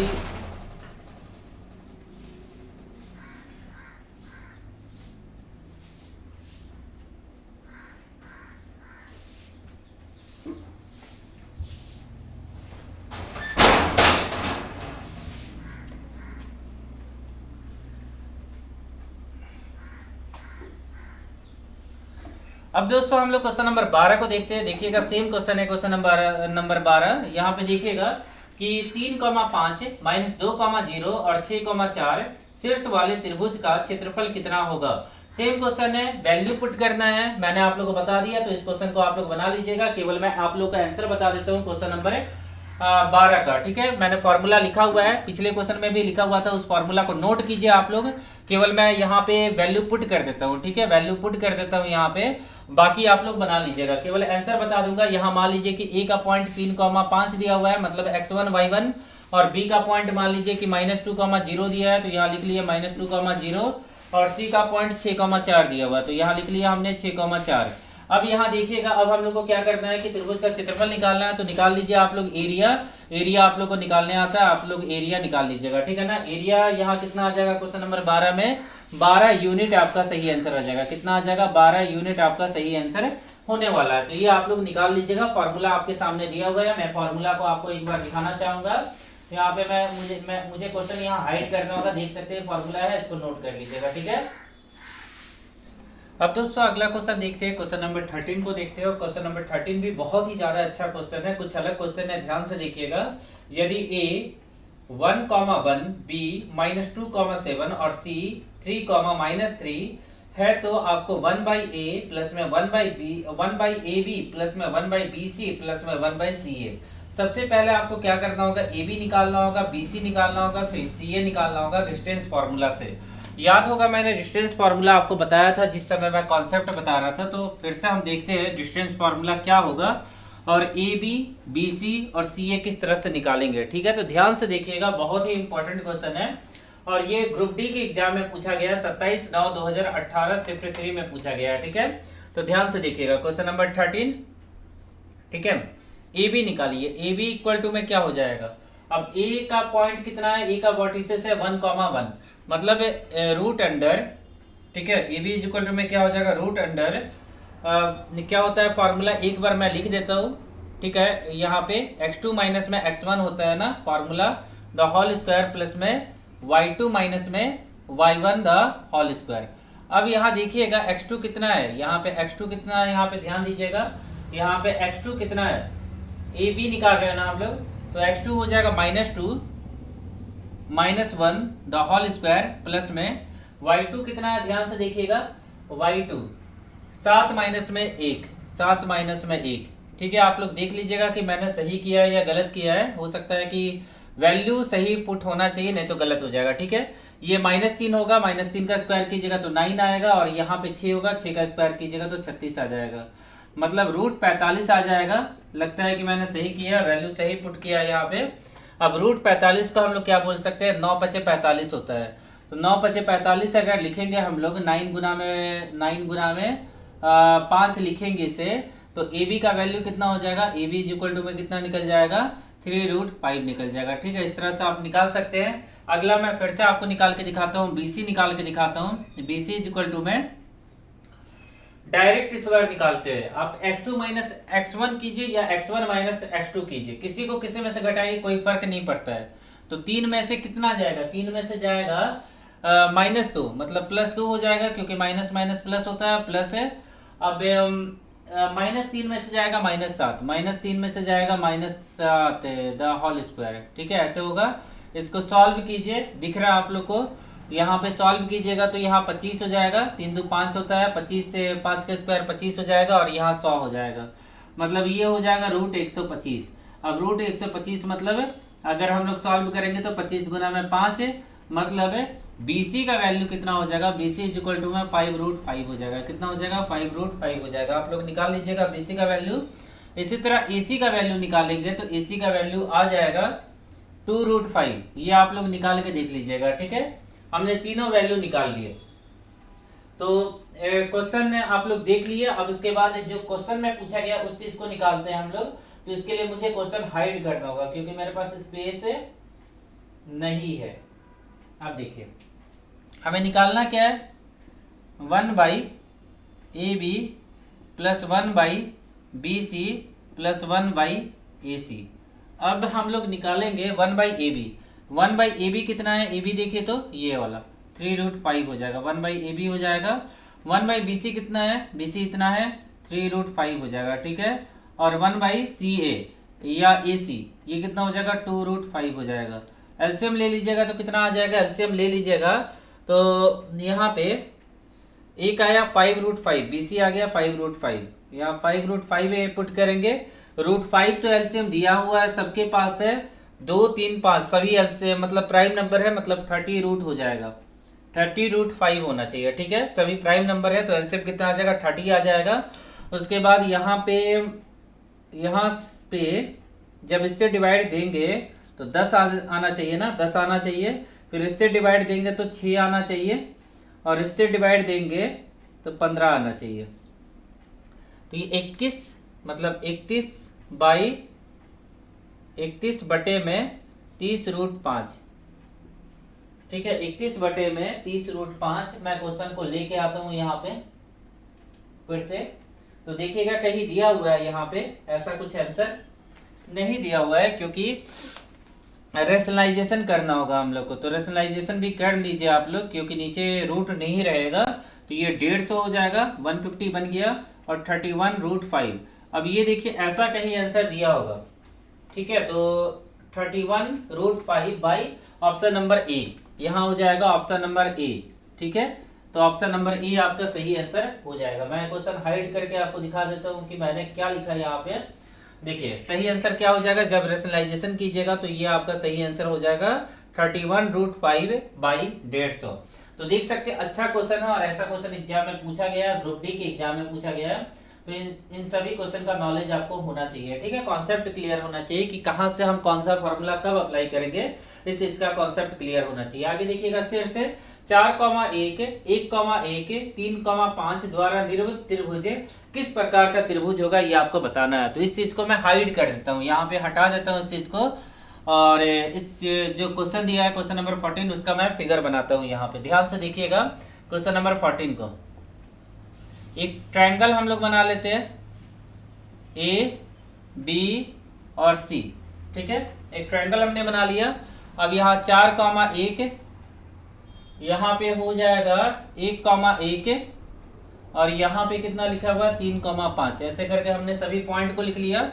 अब हम लोग क्या करते हैं, ए बी निकालते हैं। तो ए बी निकालेंगे तो डिस्टेंस बिटवीन ए से बी, तो यहाँ पे मान लीजिए 4 में से ही 1 जाएगा, किसी को किसी में से घटाइए, कोई फर्क नहीं पड़ता है डिस्टेंस फार्मूला में। और एक में से एक जाएगा, एक में से एक जाएगा। फॉर्मूला मैंने बताया हुआ है x2 माइनस में x1 या x1 माइनस में x2 द होल स्क्वायर, और y2 माइनस में y1 या y1 माइनस में y2। अब यहाँ पे 9 हो जाएगा और यहाँ पे 0 हो जाएगा, मतलब आ जाएगा 3।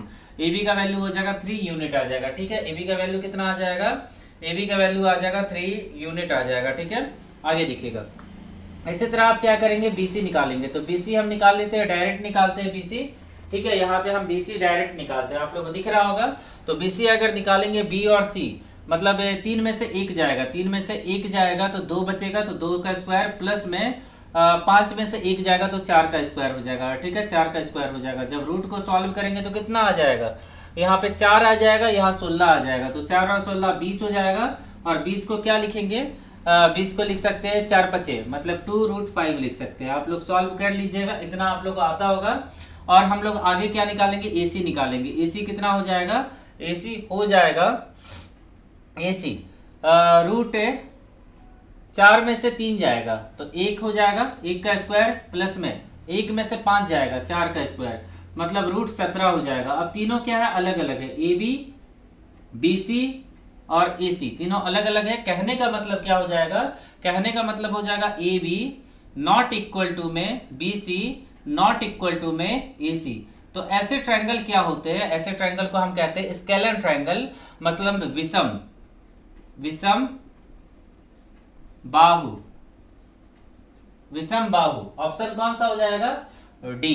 विषम बाहु मतलब क्या हो जाएगा, ऑप्शन नंबर डी हो जाएगा इस क्वेश्चन का सही आंसर। तो देख सकते हैं कि आप कितने आसान तरीके से निकाल सकते हैं। अगर दो साइड इक्वल हो जाते, कोई भी दो साइड इक्वल हो जाते तो उसको कहते हैं समद्विबाहु। अगर सभी साइड इक्वल हो जाते तो उसको हम क्या बोलते हैं, उसको हम बोलते हैं इक्विलेटरल ट्रायंगल, मतलब समबाहु त्रिभुज बोलते हैं, हिंदी में समबाहु त्रिभुज बोलते हैं। ऑप्शन नंबर सी हो जाता अगर तीनों साइड इक्वल होता। अगर मान लीजिए पाइथागोरस थ्योरम से क्या होता कि किसी भी दो साइड का स्क्वायर तीसरे साइड के बराबर होता तो उसको राइट एंगल ट्रायंगल बोलते हैं, मतलब समकोण त्रिभुज बोलते हैं। तो यहाँ चारों पॉसिबिलिटीज हो सकता था, ठीक है ना। तो यहाँ अगर कुछ भी हो सकता है, अगर समद्विबाहु आया तो समकोण भी हो सकता है, तब समकोण के लिए आपको टेस्ट करना होगा, ठीक है। और आप लोग को मैंने हाइट एंड डिस्टेंस या पाइथागोरस थ्योरम में बताया था ये फॉर्मूला h² में p² प्लस में b², ठीक है। ये आपको करना होगा, मतलब कोई भी दो साइड के अगर स्क्वायर का सम कीजिएगा, अगर वो तीसरे साइड के स्क्वायर के सम के इक्वल आ जाता है तो उसको हम लोग बोलते हैं समकोण त्रिभुज बोलते हैं। चलिए इस चीज को हम लोग हटा देते हैं यहाँ से। क्वेश्चन नंबर 14 हमने बना लिया, क्वेश्चन नंबर 15 की तरफ चलते हैं और क्वेश्चन नंबर 15 को बनाते हैं। ध्यान से देखिए क्वेश्चन नंबर 15 को, बहुत ही अच्छा क्वेश्चन है क्वेश्चन नंबर 15। चलिए क्वेश्चन नंबर 15 हमारे सामने आ चुका है। उस त्रिभुज का क्षेत्रफल ज्ञात कीजिए जिसके शीर्ष दिए गए। तो त्रिभुज का क्षेत्रफल बताना है, तो मैंने फॉर्मूला बता दिया, आप लोग निकाल लीजिएगा, ठीक है। ये क्वेश्चन आप लोग का होमवर्क रह गया। क्वेश्चन नंबर 15 फॉर्मूला क्या था, मैं एक बार फिर से लिख देता हूँ। पॉइंट आपको दिया हुआ है यहाँ पे। तो 1/2 x1 आएगा, x1 के साथ y2 माइनस y3 आ जाएगा, ठीक है। उसके बाद प्लस x2 आ जाएगा और x2 के बाद आ जाएगा y3 माइनस y1 आ जाएगा, ठीक है। और उसके बाद क्या होता है x3 आ जाएगा, इसके साथ y1 माइनस y2 आ जाएगा, ठीक है। इस तरह से ये फॉर्मूला होता है, बस इसमें वैल्यू पुट कीजिए, आपका आंसर आ जाएगा। तो क्वेश्चन नंबर 15 बन जाएगा। मैं क्वेश्चन नंबर 15 का आंसर बता देता हूँ। 10 यूनिट आएगा, आप लोग निकाल के देख लीजिएगा। 10 यूनिट ही आना चाहिए एरिया, ठीक है। एरिया 10 यूनिट आना चाहिए। तो ऑप्शन नंबर कौन सा हो जाएगा, ऑप्शन नंबर डी हो जाएगा इस क्वेश्चन का सही आंसर। ऑप्शन नंबर डी आपका सही आंसर आएगा। आप निकाल के देखिएगा, इस टाइप का क्वेश्चन मैंने बता दिया है, ठीक है। आगे देखिएगा टाइप चेंज हो रहा है। टाइप 3 में चलते हैं, क्वेश्चन नंबर 16 को देखते हैं। बस कुछ क्वेश्चन और बचे हुए हैं तो ध्यान से देखिएगा। समीकरण 6x माइनस 3y प्लस में 10 इक्वल टू में 0 और 2x माइनस में y प्लस में 9 इक्वल टू में 0 द्वारा किस प्रकार की रेखा को निरूपित किया जा सकता है। तो यहाँ देखिएगा, ध्यान से देखिएगा आप लोग इस क्वेश्चन को। कौन सा है, क्वेश्चन नंबर 16 है। क्या पूछा गया है कि समीकरण 2 दिया हुआ है, 2 स्ट्रेट लाइन का समीकरण दिया हुआ है, ठीक है। और पूछा गया है कि ये दोनों रेखा किस प्रकार के। बहुत ही आसान क्वेश्चन है। पहले दोनों इक्वेशन को लिखिए आप। 6x प्लस में नहीं माइनस दिया है ना, पहले दोनों इक्वेशन को लिखिए, 6x माइनस में 3y प्लस में 10 इक्वल टू में 0। अब इसको स्ट्रेट लाइन का जो फॉर्म होता है y इक्वल टू में mx प्लस में c, मैं लिख देता हूँ स्ट्रेट लाइन का जो इक्वेशन होता है उसके फॉर्म में y इक्वल टू में mx प्लस में c, इस फॉर्म में इसको बनाना है। तो y का वैल्यू निकालिए, तो ये इस साइड जाएगा, तो 3y इक्वल टू में 6x प्लस में 10। अब यहाँ से अगर हम लोग इसको सॉल्व करें इसके बाद से, तो y इक्वल टू में 6/3 x प्लस में 10। आगे लिख सकते हैं y इक्वल टू में 2x प्लस में अपॉन में 3, यहाँ भी होगा, ये हो जाएगा, ठीक है। y इक्वल टू में 2x प्लस 10/3। तो यहाँ से अगर हम इक्वेशन 1 से अगर निकाले तो m1 इक्वल टू में 2 आ जाएगा। ये ध्यान रखिएगा, क्योंकि अगर m1 इक्वल टू में m2 आता है तो ऐसे लाइन क्या होते हैं, पैरेलल होते हैं, समानांतर होते हैं।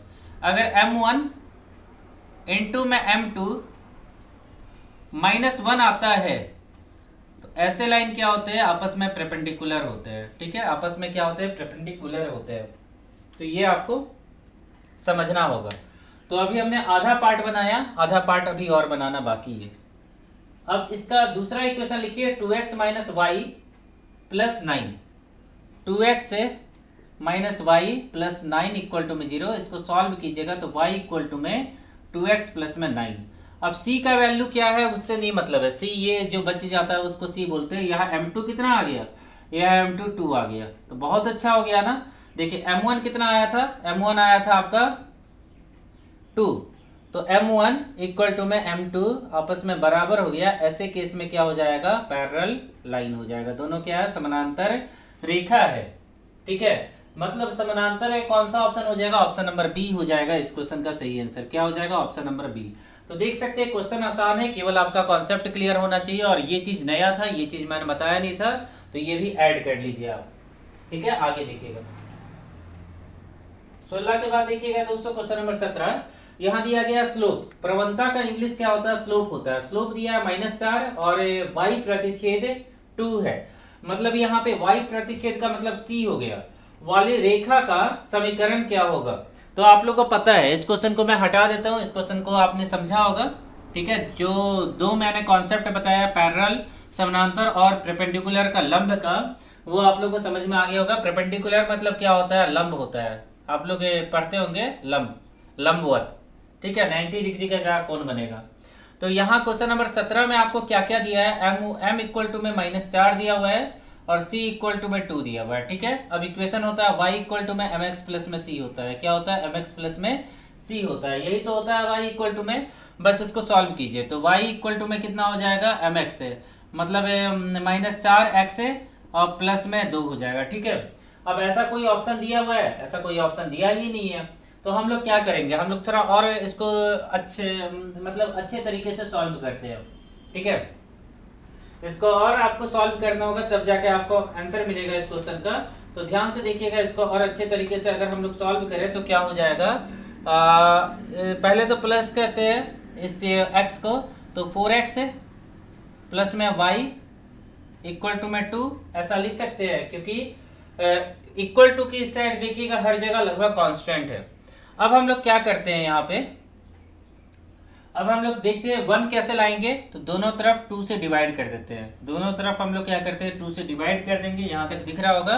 अब ये कट के 1 आ जाएगा और यहाँ से आगे लिखेंगे तो 2x आ जाएगा प्लस में y/2 आ जाएगा इक्वल टू में 1। अब देखिएगा ये कहाँ पे लिखा गया है, कौन सा ऑप्शन में ऐसा लिखा गया है, देखिएगा तो ध्यान से। तो ऐसा लिखा गया आपके कौन से ऑप्शन में लिखा गया है, मुझे लगता है कि 2x plus y/2 equal to में 1, ऑप्शन नंबर बी होगा इस क्वेश्चन का सही आंसर। तो देख सकते हैं क्वेश्चन आसान है, इसमें कुछ नहीं करना था, केवल आपका बेसिक कॉन्सेप्ट क्लियर होना चाहिए। और ये चीज़ आपको पता होना चाहिए कि y इक्वल टू में स्ट्रेट लाइन का जो इक्वेशन होता है, equation of straight line, y equal to में mx प्लस में c होता है, c कांस्टेंट होता है, मतलब y एक्सिस पे जो प्रतिच्छेद होता है उसको कहते हैं हम लोग c, ठीक है। तो ये आप लोग को पता होगा। चलिए आगे देखते हैं। आगे देखिएगा, लास्ट क्वेश्चन है क्वेश्चन नंबर 18, और ये भी ग्रुप डी के एग्जाम में पूछा गया 25 अक्टूबर 2018 को। यदि दो सीधी रेखा x minus 5y equal to में 2 और x plus 2y equal to में 9, तो बिंदु A एक दूसरे को काटती है, बिंदु A पर एक दूसरे को काटती है दोनों रेखा, और क्रमशः B और C पर धनात्मक x एक्सिस पे काटती है। ठीक है, तो इसका फिगर मैं बना के दिखाऊंगा तब आपको समझ में आएगा। तो त्रिभुज का क्षेत्रफल आपको ज्ञात करना है। तो फॉर्मूला मैंने समझाया हुआ है कि त्रिभुज का क्षेत्रफल कैसे निकालते हैं। बस इस क्वेश्चन में थोड़ा सा आपको फिगर बनाना होगा, और बाकी दो कोऑर्डिनेट जो है, बाकी जो दो वर्टिसेस है, बिंदु है, उनको आपको ज्ञात करना होगा। तो कैसे ज्ञात करेंगे देखिएगा, क्वेश्चन नंबर 18 को मैंने यहाँ लिखा, ये ऐसा फिगर बना लीजिए। वाई एक्सिस के एक्स एक्सिस की वाई एक्सिस कहाँ काटती है, यहाँ लिखा है ना एक्स एक्सिस पे, मतलब एक जगह यहाँ काटा, एक जगह यहाँ काटा, तो बी और सी, और यहाँ पे ए पॉइंट का वैल्यू दिया हुआ है, ए पॉइंट का वैल्यू दिया है, नहीं दिया हुआ है। मतलब मान लीजिए कि एक लाइन मान लेते हैं, ये एक लाइन है यहाँ पे x प्लस में 2y प्लस में 9, x प्लस में 2y इक्वल टू में 9 ऐसे लिखा हुआ है। ये एक लाइन का इक्वेशन हो गया। और दूसरा लाइन का इक्वेशन है x माइनस 5y लिखा हुआ है ना, x minus 5y equal to में 2, इक्वल टू में 2। ये दूसरा लाइन का ये वाला इक्वेशन है। ठीक है, ये ऐसे लिख लिया हमने। अब ये वाला लाइन का इक्वेशन निकालना होगा, ये वाला लाइन का तो सभी का पॉइंट चाहिए। तो सबसे पहले ये मान लीजिए इक्वेशन नंबर 1 है, और ये वाला इक्वेशन नंबर 2 है। इन दोनों इक्वेशन को सॉल्व कीजिए और वैल्यू निकालिए। तो यहाँ से अगर हम ऊपर लिखेंगे तो x से इक्वल टू में 2 प्लस में 5y ऐसा हो जाएगा। मतलब इस चीज को सब्स्टिट्यूट कर देंगे इक्वेशन 1 से निकालने के बाद इक्वेशन 2 में। ठीक है, इक्वेशन 2 में इस चीज को सब्स्टिट्यूट कीजिए। तो सब्स्टिट्यूट करेंगे तो x की जगह पे लिख सकते हैं 5y प्लस में 2, ठीक है, 5y प्लस में 2 प्लस में 2y इक्वल टू में 9 ऐसा लिख लिया हमने। अब ये जाके यहाँ 7 बना लेगा, और ये 5 दूनी 7 हो जाएगा, मतलब 7y।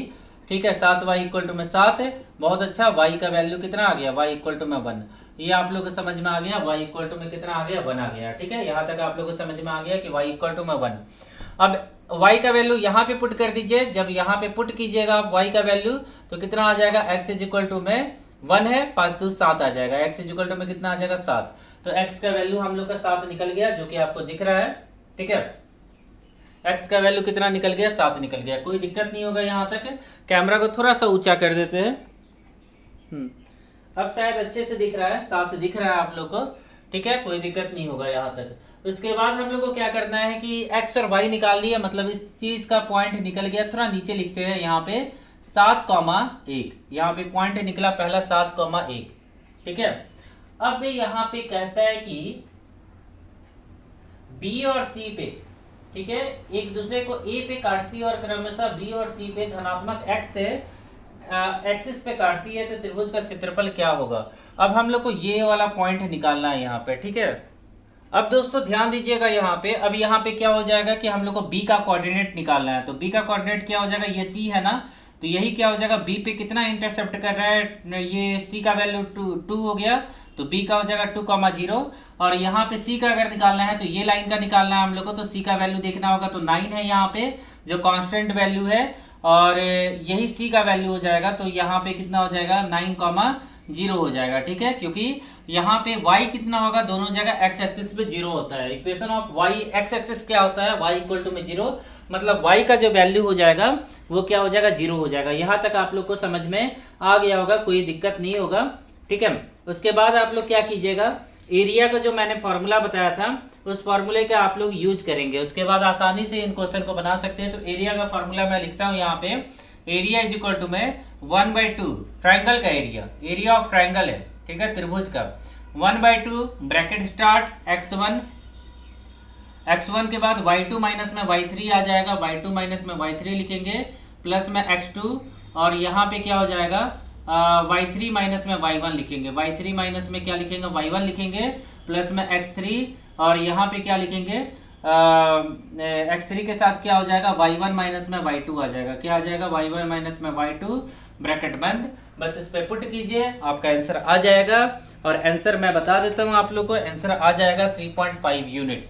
मतलब एरिया कितना आ जाएगा, एरिया आ जाएगा, निकालेंगे जब इन तीनों पॉइंट का यूज करके, तो 3.5 यूनिट निकल जाएगा। ठीक है, एक बार मैं यहाँ पे लिख देता हूँ। पॉइंट ए कितना है क्लियर में लिख देता हूँ 7,1 है। उसके बाद पॉइंट बी कितना है यहाँ पे 2,0। उसके बाद पॉइंट सी कितना है, यहाँ पे अगर पॉइंट सी लिखेंगे तो 9,0। ठीक है, ये हो जाएगा x1 हो जाएगा, ये हो जाएगा y1 हो जाएगा, ये हो जाएगा x2 हो जाएगा, ये हो जाएगा y2 हो जाएगा, ये हो जाएगा x3 हो जाएगा और ये y3 हो जाएगा। ठीक है, तो जितने भी इंपॉर्टेंट क्वेश्चन बन सकते थे 18 क्वेश्चन हमने देखा, वो भी टाइप वाइज देखा। इस चीज को मैं क्या करता हूँ एक बार हाइड कर देता हूँ यहाँ पे, ताकि आप लोग को पूरा दिख सके कि मैंने बोर्ड पे क्या लिखा हुआ है। तो जितने भी मोस्ट इंपॉर्टेंट क्वेश्चन बन सकते थे कोऑर्डिनेट ज्योमेट्री से, वो सभी हमने देख लिया। ठीक है, इसके अलावा दोस्तों किसी का कोई डाउट होगा तो आप लोग कमेंट करके मुझसे पूछ सकते हैं, और अगले क्लास में हम लोग ज्योमेट्री को अच्छे से समझेंगे, कॉन्सेप्ट के साथ समझेंगे। ठीक है, और जो भी मैंने बताया इससे बाहर आपको एग्जाम में नहीं पूछा जाएगा। ये जो भी क्लास आ रहा है ये रेलवे के लिए आ रहा है, रेलवे के किसी भी एग्जाम के लिए आ रहा है। आप चाहे टेक्निकल या नॉन टेक्निकल किसी भी लेवल की एग्जाम की तैयारी करते हैं तो ये जो हमारा ऑनलाइन क्लास है ये बहुत ही ज़्यादा इंपॉर्टेंट है और बिल्कुल फ्री है, एक भी पैसा नहीं लगेगा। जैसे आपको इंस्टीट्यूट में बताया जाता है उस तरह से मैं आप लोगों को बता रहा हूँ, बिल्कुल फ्री। यूट्यूब पे इस तरह से आपको पूरा कंप्लीट क्लास है, बहुत कम जगह देखने को मिलेगा, बहुत जगह आपको पार्ट वाइज क्लास देखने को मिलेगा। मतलब यहाँ सिस्टमैटिक तरीके से मैंने बताया हुआ है। ठीक है ना, तो वीडियो को प्लीज़ दोस्तों लाइक करके हमें प्लीज़ सपोर्ट कीजिएगा। दोस्तों कोऑर्डिनेट ज्योमेट्री में जितने भी टाइप के क्वेश्चन बन सकते थे उन सभी क्वेश्चन को हमने देख लिया, टाइप वाइज देख लिया, प्रॉपर सीक्वेंस में देख लिया, बिल्कुल सिस्टमैटिक तरीके से हमने सभी क्वेश्चन को देखा है। तो इससे ज़्यादा और इससे बाहर आपके एग्जाम में क्वेश्चन नहीं पूछे जाएंगे, तो इनको आप अच्छे से देख लीजिए। इन 18 क्वेश्चन को मैं गारंटी देता हूं कि इससे बाहर आपसे एग्जाम में बिल्कुल भी एक भी क्वेश्चन नहीं जाएगा। ठीक है ना, तो अगर दोस्तों वीडियो अच्छा लगा हो तो वीडियो को प्लीज़ लाइक करके, चैनल को प्लीज़ सब्सक्राइब करके हमें सपोर्ट कीजिएगा और ज़्यादा से ज़्यादा लोगों को शेयर कीजिएगा ताकि सभी का कुछ फ़ायदा हो सके। आपने वीडियो अंत तक देखा इसके लिए थैंक यू। आशा करता हूँ कि आज का दिन आप लोग का काफ़ी अच्छा रहे। अगले वीडियो में फिर से मिलते हैं। Thank you.